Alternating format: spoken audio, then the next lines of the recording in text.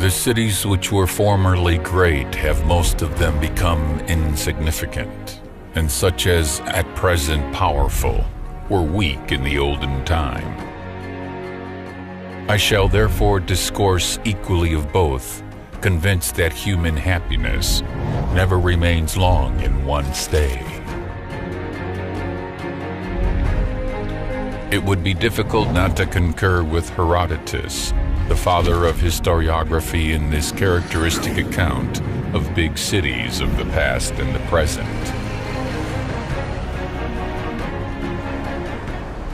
This is Rome, a city that prevailed in the ancient world and through the Middle Ages, maintaining a significant role in modern times. Legend has it that Romulus and Remus, twin brothers, founded it in 753 BC. They were heirs to Mars, the god of war, and were suckled by a she-wolf, hence the city bears the name of Romulus.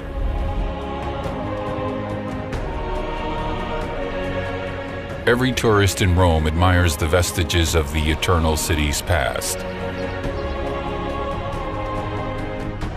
Every visitor may also look at the maps of the Roman Empire.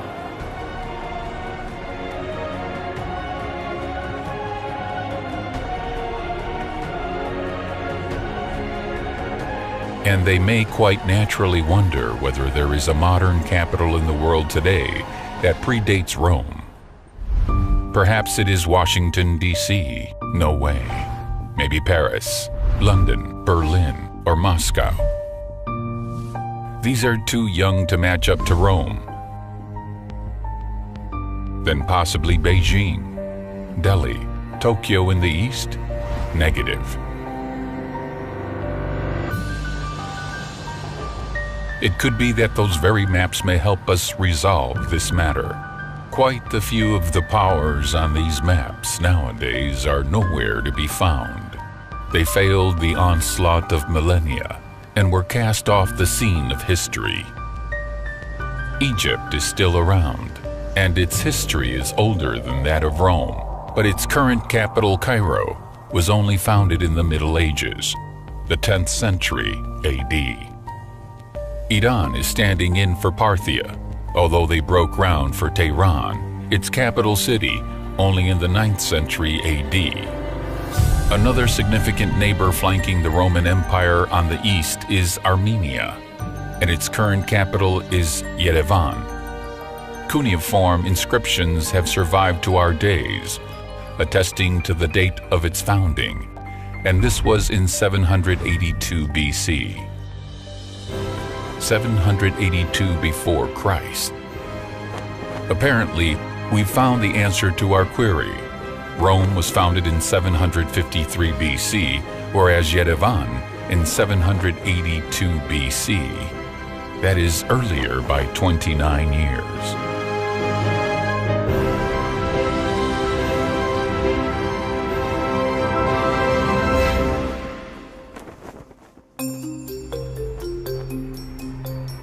This is the City Hall in Yerevan. Each column on the facade of this remarkable building is dedicated to one of Armenia's prominent former capitals. Through the 5 millennia of its rich history, Armenia has had many capital cities, big and small, of which 12 were most acclaimed. Yerevan is one of these 12, the most recent. The building also houses the Museum of Yerevan History. A large replica of the cuneiform stone birth certificate of the city is set at its entrance. The original inscriptions may be seen at the ancient citadel called Erebuni, and the museum erected at its foot.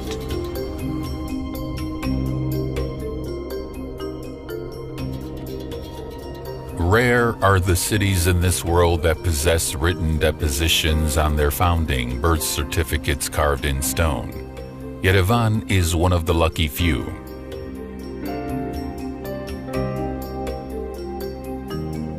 The cuneiform inscriptions spell the city's name as Erebuni. That is because the cuneiform script had no representation for the V sound. It was replaced by a B. The phonetic transformation of the AU pair was pretty common, which is why Yerevan is presented in cuneiform transcription as Erebuni.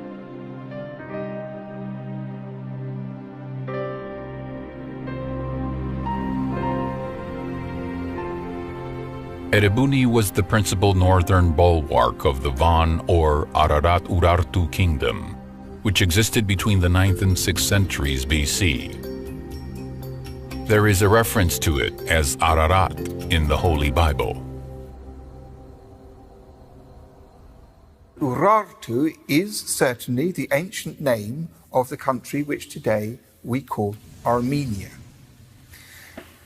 In the 19th century, when Assyriology was first developing as a science and people were deciphering inscriptions for the first time, there was much excitement when the name Urartu was read for the first time, because people realized that this was the same name as the biblical name of Ararat, which of course had long been known since the time of the Old Testament as the place where the ark in the flood story of Noah and the ark had come to rest.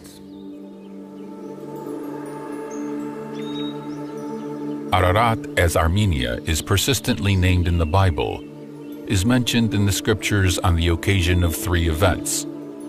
The first is the story of the flood and the deliverance of Noah's ark in the mountains of Ararat.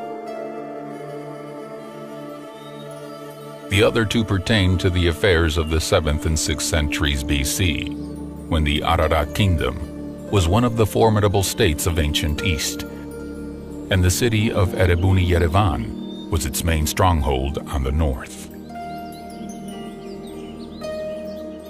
Ce qui est très intéressant pour nous à Erebuni, c'est que What interested us most in Erebuni was the fact that the fortress is the birthplace of Yerevan. This is where Yerevan was founded. Erebuni is truly an impressive archaeological excavation site, especially in the way it preserves the strata pertaining to the Urartian period and the royal Armenian dynasties. Des niveaux qui appartiennent aux premières dynasties royales arméniennes. It is remarkable how Argishti I, the founder of the city fortress, states in the inauguratory inscription that it was for the glory of his country and to instill fear among enemies.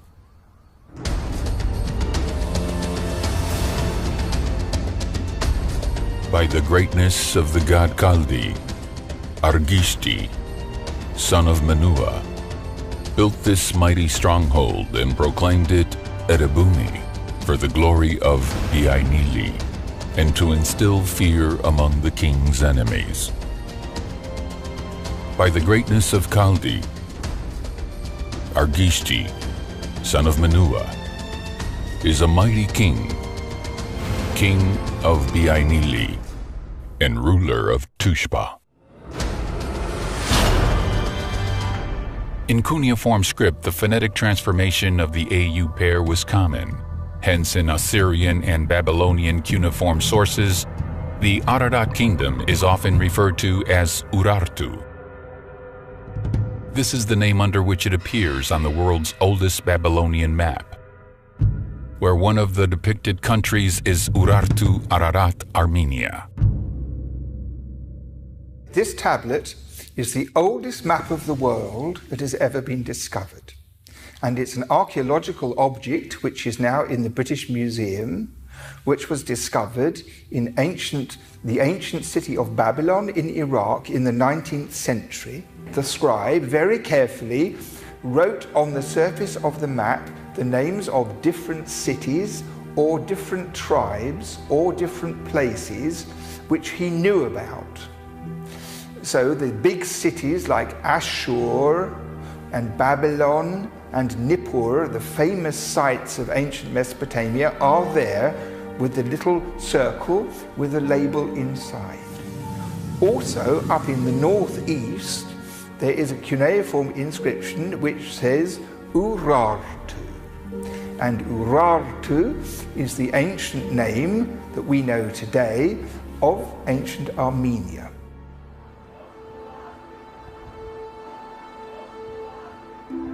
And this is one of the most renowned inscriptions, almost contemporary with the world's oldest Babylonian map. Achaemenid King Darius I ordered it carved in 6th century BC on a rock in Iran called Bisitun or Behistun.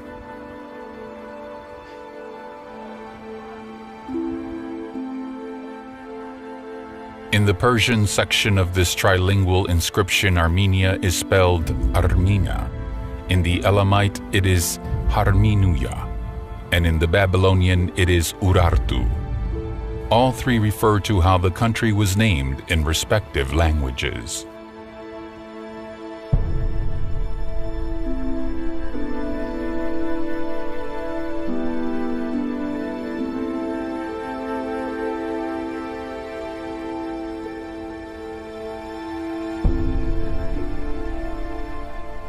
Let us return to the Erebuni archaeological site.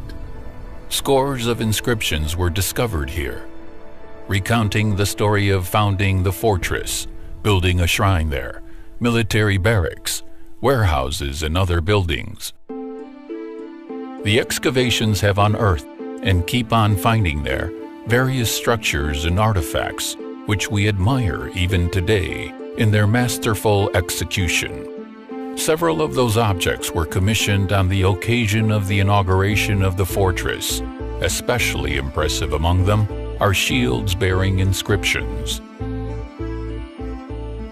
Ci troviamo sul territorio della città. We are within the city walls of Erebuni now. Every time in this place, reflecting on these monuments, whether inscriptions or artifacts, we reveal something new. And this is our little contribution to recreating the narrative of civilization. Il contributo che noi diamo, piccolo contributo, alla ricostruzione della civiltà mondiale. Erebuni Yerevan excavations began in 1950. Many of the inscriptions found at the site do not refer to an exact date of the fortress's founding. Where has it become known from then?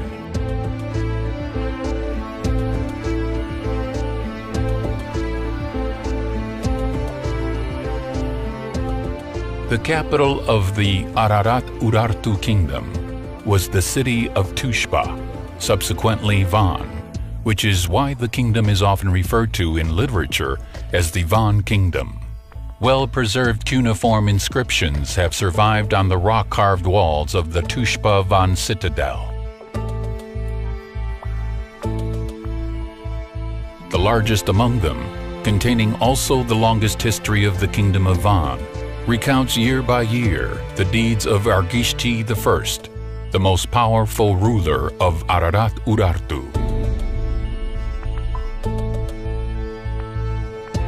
The inscription reveals that King Argishti founded the fortress of Erebuni during the 5th year of his reign, which makes it 782 BC, 29 years before the founding of Rome.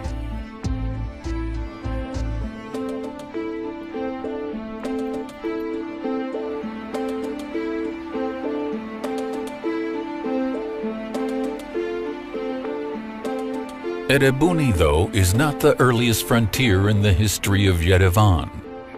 Traces of human habitation in Yerevan date back to the early Stone Age. Remnants of a skull discovered in one of Yerevan's Stone Age caves made it possible to reconstruct the face of this 40,000-year-old cave dweller.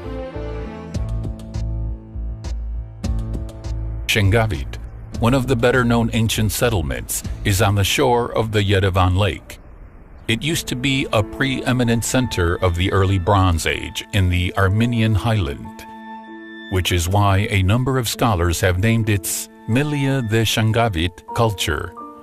The Shengavit or early Bronze Age culture lasted about a millennium, from the middle of the 4th to the middle of the 3rd millennia BC, spanning the entire Armenian highland.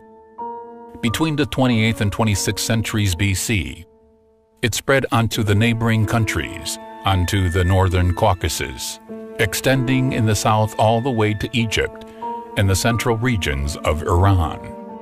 In fact, about 5,500 years ago, Yerevan through Shengavit became the center of the Armenian highland, maintaining this position for almost a millennium. Interestingly, 4,000 years down the road, it once again became the center of the Armenian world and has been playing this role for 500 years now. There is a certain mysticism in this. As the Bible goes, everything returneth again according to his circuits.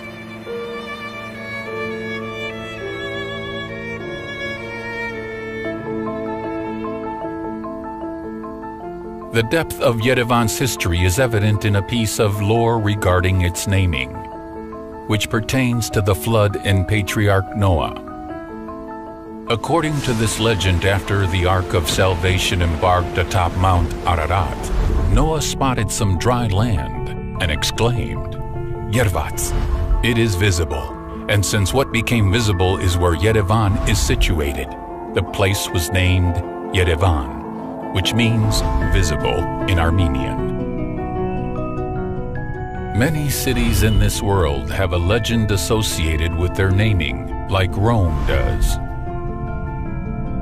The legend of the founding of Athens dates farther back to semi-mythical Theseus in the 13th century BC.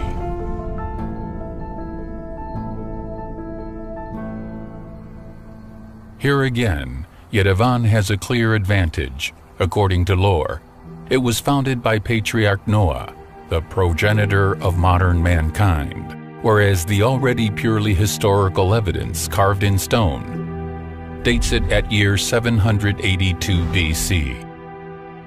As an inhabited settlement, Yerevan has had uninterrupted existence from the date of its founding to our days. Within the city perimeter, in the immediate vicinity of Shengavit, is the fortress of Teishebaini in the ancient settlement of Karmir Blur, also founded during the Ararat-Urartu kingdom about 100 years after Erebuni. This astounding city fortress became yet another northern bulwark of the kingdom. Even after the Ararat-Urartu kingdom, life within the territory of Yerevan was quite vibrant. The palatial complex built in the Erebuni-Yerevan outpost in the Achaemenid period comes to prove it, as do the discoveries of hoards of coins of Alexander the Great, Seleucid, and Parthian kings and Roman emperors. The place also thrived during the early Middle Ages, when Armenia became the first to adopt Christianity as an official religion of the state in 301 AD. This was attested to by the St. Peter and Paul Church, built here in the 5th century and subsequently pulled down by atheist Soviets, as well as by the Avan Cathedral, built in 590, now dilapidated. There exist many testimonials on Yerevan in the works of medieval historians, where the city is referred to as Erevan, Arevan, Yerevan, Iravan, and other variations. Most noteworthy among these is the passage in the chronicle of the 7th century historian Sebius on the Arab invasion of Armenia in 642 to 643. The invaders lay siege on Yerevan, fought extended battles under its fortified walls, all to no avail. Yerevan flourished during the Armenian kingdoms and principalities of the 9th to 13th centuries. New spiritual and cultural centers were founded. Manuscripts were written and copied. It is characteristic that Yerevan with its environs won acclaim for its famous gardens, referred to in numerous records. In the middle of the 13th century, the Mongol Tartars conquered Armenia. Substantial population was massacred or driven into captivity. A massive exodus of Armenians began. The Mongol Tartar invasion was followed by another calamity, In 1387, the hordes of Tamerlane besieged Yerevan.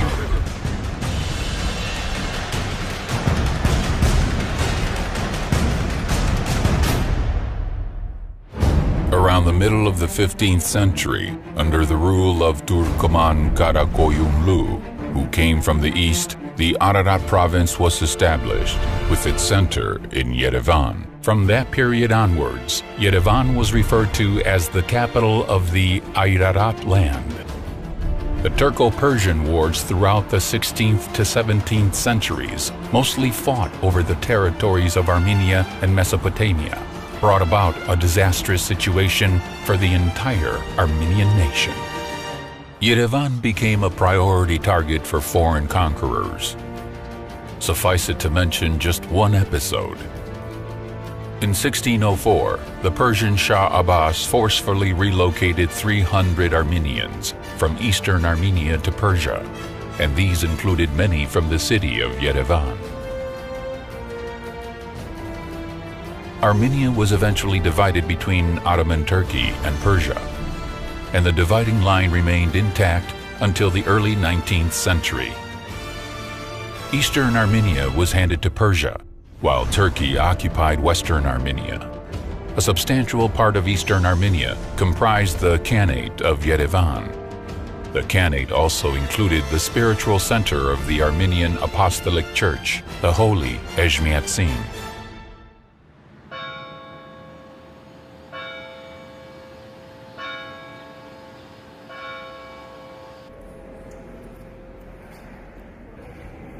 The plight of the Christian nation was aggravated by being split between two Muslim superpowers. The unbearable conditions impeded with the advancement of culture, socio-economic development. An example to illustrate. Armenian printing originated in Venice in 1512, followed by dozens of Armenian print shops sprouting throughout the countries, with even the smallest Armenian communities in them. Nevertheless, the Armenians accomplished setting up the first one in their own land, only 260 years after the invention of print, in 1771 through the efforts of Catholicos Simon Yerevansi. This is the throne of the famous Catholicos, who was born in Yerevan, now on display at the National History Museum of Armenia. The last Armenia kingdom had dwindled in the 15th century. Many prominent sons of the Armenian nation subscribed to the quest for the liberation of Armenia in the course of the 15th to 19th centuries. They were attempting to secure the assistance of the Christian powers in freeing their nation. Initially, Armenians mostly approached Western European monarchs, often seeking the backing of the Pope to liberate the country of biblical Mount Ararat, the safe haven to Noah's Ark. From the beginning of the 18th century, Armenian activists also approached the Christian power gaining strength in North Russia, which, beginning with Peter the Great, was actively seeking expansion to the south. Together with the Russian court, the Armenian figures were drawing plans for the liberation of their country, which yielded results in the first 30 years of the 19th century, when most of eastern Armenia was ceded to the Russian Empire. The new Russo-Persian War of 1826 to 1828 brought victory to the Russians. Its breaking point was the taking of the fortress of Yerevan on October 1st, 1827. The Russian troops had failed in two previous attempts, in 1804 and 1808.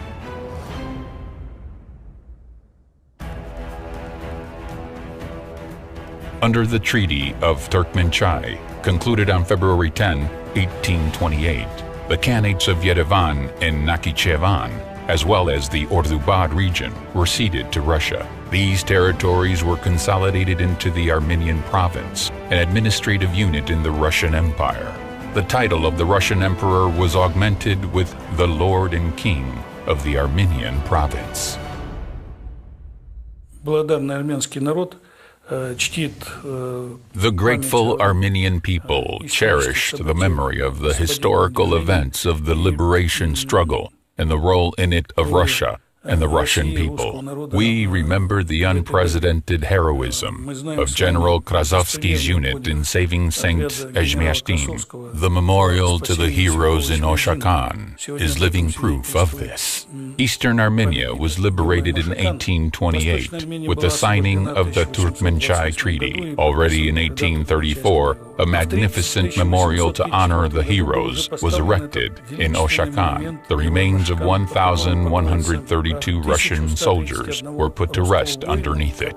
They had selflessly thrown themselves against the overwhelming forces of the Persian army. A special medal was minted for the taking of Yerevan, awarded to many servicemen. During the war, Armenian volunteer regiments distinguished themselves with heroism. They fought alongside Russian troops under their own banners, winning admiration and awards from the Russian command.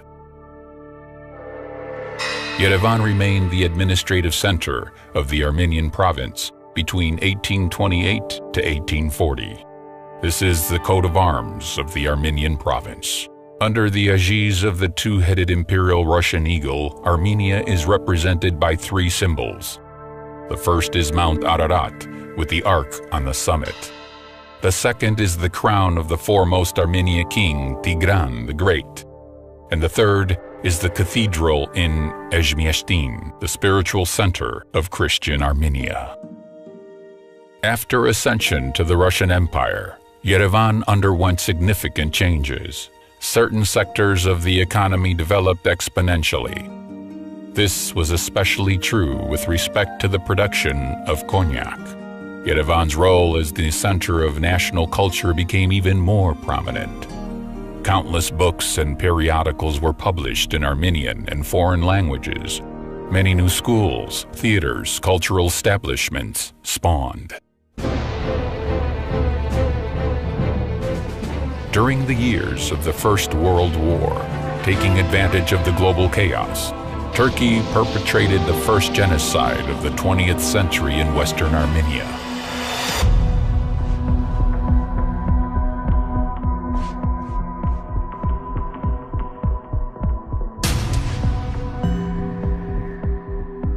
Hundreds of thousands of its survivors, Armenian exiles, found refuge in eastern Armenia. Yerevan too became a haven for huge numbers of refugees. In 1917, the two Russian revolutions toppled the Russian Empire. In January of 1918, Turkish troops invaded Transcaucasia. The situation was disastrous. The enemy exceeded Armenians in numbers and armament. But the Armenians consolidated around Yerevan, and in May of 1918, through a series of decisive and heroic battles, contained the onslaught. On May 28, 1918, the independence of Armenia that had declined in the 14th century was regained. Yerevan was proclaimed the capital of the Republic of Armenia. This is the old history of Yerevan, chronicled through millennia to our days. One may be envious of such an ancient history, kind-heartedly, of course. But there are also exits spiteful envy, to which succumb those who are deprived of their own values. This is the feeling prevailing among those who look at Yerevan across Armenia's eastern border, attempting to twist true history. At the end of May 1928, the Caucasian Tatars, or Caucasian Turks, inhabiting the eastern regions of Transcaucasia proclaimed a state, naming it Azerbaijan. Azerbaijan is the phonetically transformed name of Atropatene. Atropatene is first mentioned by classical authors, such as Strabo, Pliny the Elder, Ptolemy, for example, amongst others, and a number of other classical sources. What's very consistent is that Atropatene is basically defined as that region that is south of the Araxes River, what is now modern-day Azerbaijan and Iran. There is no such thing as an entity known as Azerbaijan north of the Araxes River, north of the province of Iranian Azerbaijan. Historically, no such entity has never existed, and as we'll see later, it only began in late May of 1918 when such an entity was created, mostly in a political aspect. Yerevan celebrated its 2,750th anniversary in 1968, setting off a tradition. Every year in the month of October, Armenians celebrate the day of their capital. With an aspiration to falsify the history of Yerevan, an event was organized in Baku in 2011, in which the president of Azerbaijan, Ilham Aliyev, participated himself. It was called the 500 Years of the Fortress of Yerevan. Azerbaijanis allege that Yerevan was founded in the beginning of the 16th century by Yerevan-The Khan, from whom the city's name therefore originated. One has to be half-witted to make such a claim, since Yerevan and its fortress have been mentioned dozens of times before the advent of the 16th century. As early as in the 7th century, Yerevan withstood the Arabs, remaining impregnable. In 1387, it fought Tamerlane when 500 of its citizens fell. Then again, how could it possibly be founded in the early 16th century and be named after Yerevan-The Khan when 2 centuries before that, in the first half of the 14th century, Mongol rulers Abu Sa'id and Anushirvan had minted coins in the city of Yerevan with its name on them? Falsification as Azerbaijani public policy does not limit itself with forging the history of the capital, Yerevan. It extends over all of Armenia and its people. As early as in 1990s, the preceding president of Azerbaijan, Heydar Aliyev, the progenitor of incumbent Ilham Aliyev, instructed Azerbaijani historians to falsify and restate the history of the region to the benefit of Azerbaijan. Already during the Soviet period, there existed a good school in Azerbaijan, but unfortunately, it is now mostly suppressed. Those who at least say something, who dare to speak up, get persecuted by people who are appointed through political motivation and are rather detached from science. As a result of public policy intent on fabrication, not only Armenian lands and cultural monuments were proclaimed Azerbaijani, but also the history and culture of other nations. For example, the Safavid kingdom of Persia was pronounced an Azerbaijani state, while the world-famous medieval Persian poet Nizami an Azerbaijani Turk.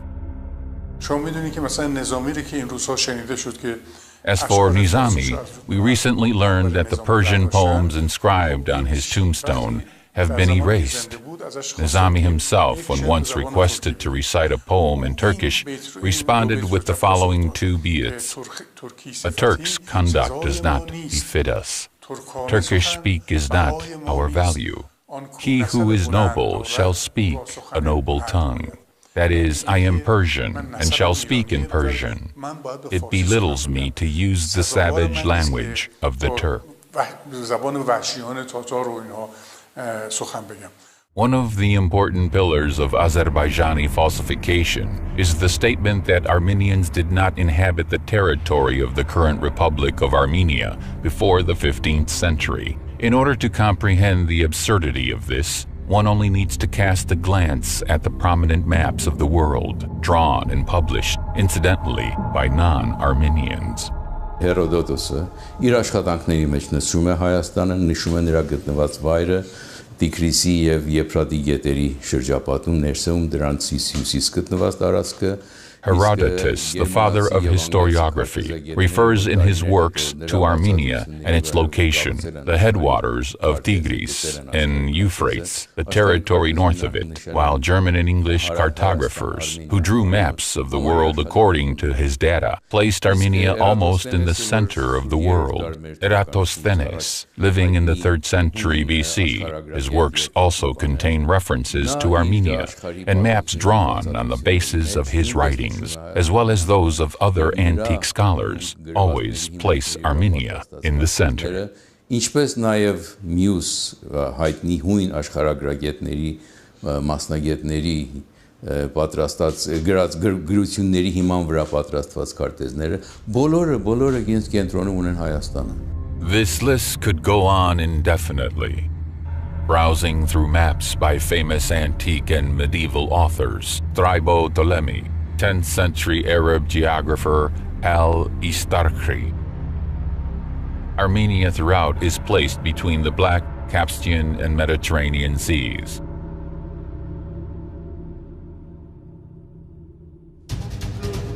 The Turco-Persian Wars, those were raging since early 16th century, devastated Armenia and reduced its population. Leaping at this opportunity, the Azerbaijani fabricators of history attempted to claim that no Armenians lived in this region on the 17th century. The ludicrousness of this claim is made apparent by a neutral source of the period, the famous French traveler Jean Jardin. Passing through Yerevan in 1673, which was then under Persian rule, he made a drawing of the city, entitling it the German publication of his travel memoirs. Yerevan, the capital of Armenia, mind you, of no other country.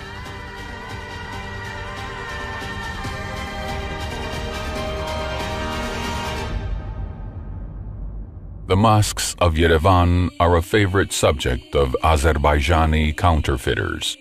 According to various sources in the 19th century, there were 2 large mosques within the perimeter of the Yerevan fortress and 6 smaller ones nearby. Today, one of the larger mosques is preserved in Yerevan, the Blue Mosque.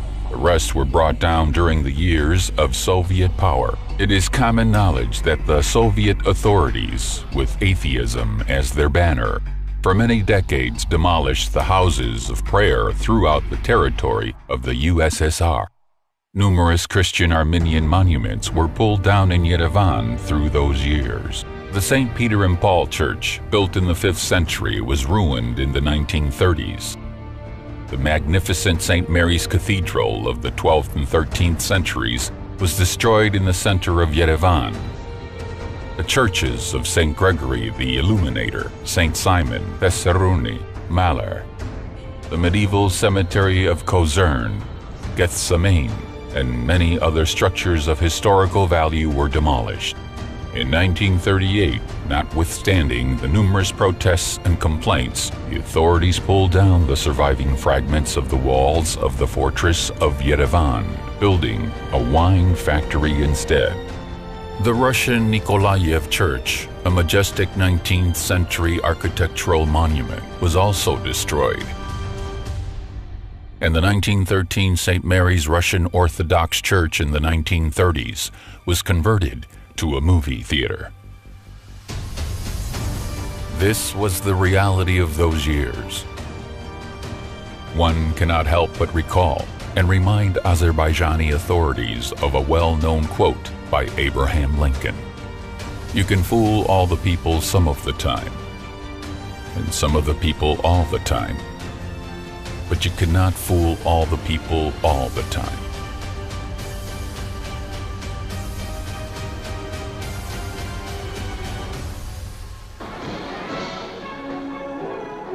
The restoration of Armenian statehood in 1918 opened a new page in the history of Yerevan.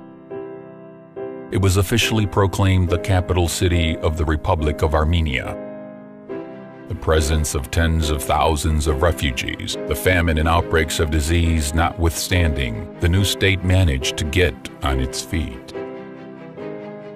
After many centuries of foreign rule, Armenian universities, cultural and academic centers reopened.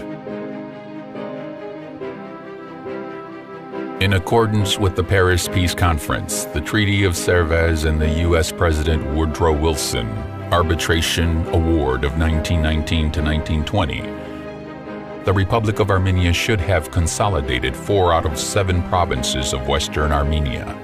Yerevan was to become the capital of United Armenia.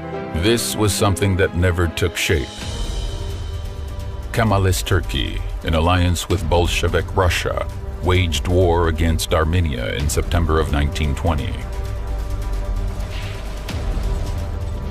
On December 2, 1920, Armenia was conquered and split between those 2 countries.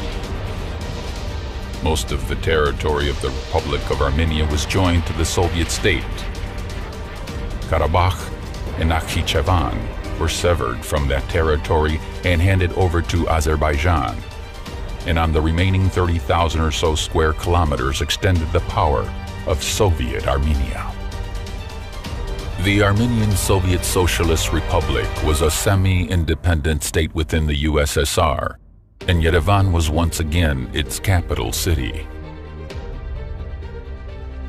The occupation and alienation of Armenia's territories throughout the 1920s to the 1930s, the destruction of numerous monuments of Armenian culture and faith, the exile of progressive intellectuals had an extremely detrimental effect on the country and its capital city.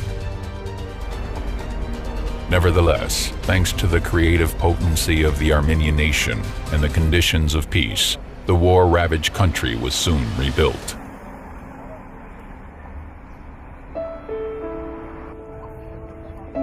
Led by the talented architect Alexander Tamanian, the city's development under a uniform plan began in 1924. The plan devoted particular attention to the preservation of historical and cultural monuments, something that the authorities failed to observe. The construction of the city's main square began in 1926. The State History Museum of Armenia is on its northern side. This was followed by the construction of the State Opera and Ballet Theater and the first Armenian Astronomical Observatory, which later became the basis for the world-renowned Burakan Observatory. In 1941 to 1945, the USSR was drawn into the Second World War. In the years of war, 600,000 Armenians enlisted in the Soviet Army. Every second, one of them did not return from the front line. During those years, the 89th, 408th, and 261st Armenian Infantry Divisions were formed in Yerevan. The first made it all the way to Berlin, the second to Czechoslovakia, and the third was deployed to the Armenian-Turkish border, since Turkey had entered an alliance with fascist Germany and was waiting for the fall of Stalingrad to invade Transcaucasia. During the year of war and the post-war period, 170 Armenians became generals, 4 became army marshals, and 1 an admiral of the Navy. More than 70,000 Armenians were decorated with orders and medals.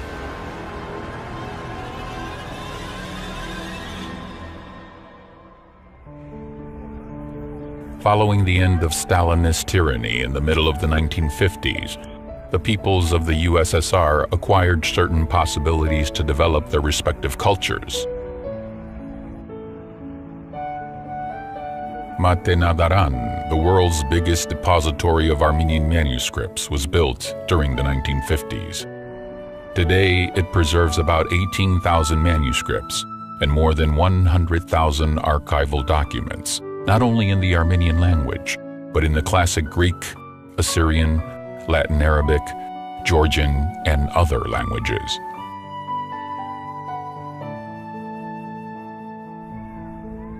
Since 1957, the statue of Mother Armenia stands vigil over the capital in the Victory Park. Not far from it, a 50-meter-high stele of Victory was erected in 1967. Crowned by a symbolic turret, of an Ararat-Urartu kingdom fortress, and the Tree of Life, a symbol of eternal life.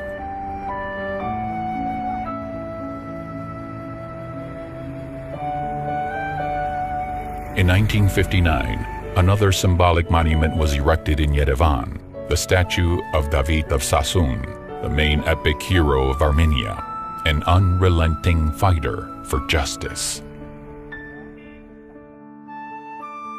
1965 marked the 50th anniversary of the Armenian genocide perpetrated by the Turks. The construction of the Yerevan-The Memorial to the victims of the genocide commenced and was completed in 1967. Dynamic construction in the city continued through the subsequent decades. The Yerevan Underground was commissioned.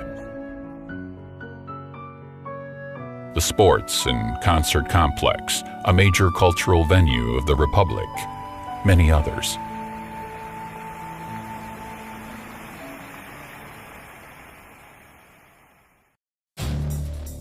In 1988, the first national liberation movement in the USSR began.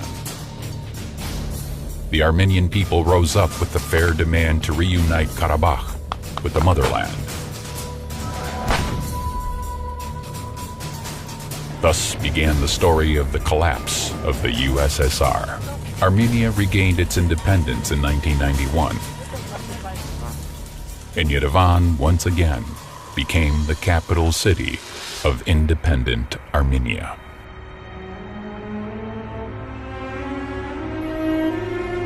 This ancient city is now one of the flourishing and young metropolises of the world.